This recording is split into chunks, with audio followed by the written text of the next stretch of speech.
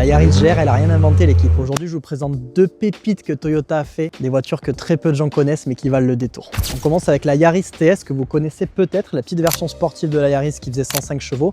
Mais est-ce que vous saviez qu'il y a une version turbo, mais uniquement pour le marché suisse? Donc c'est des petits vénards. Il y a eu 400 exemplaires, donc production ultra limitée. Vous prenez une Yaris TS, vous lui mettez un beau kit carrosserie, un petit turbo et hop, 150 chevaux dans une voiture qui fait à peu près une tonne. Cette voiture, c'est une licorne, vous en verrez sans doute jamais de votre vie. J'en ai trouvé une seule à vendre dans toute l'Europe et elle est en France. Le mec l'a importée en France. Par contre, le prix, oui 20K la Yaris, bon. Ça fait très cher, je préfère les mettre dans une Z. Après, c'est un collector, donc valeur un peu inestimable.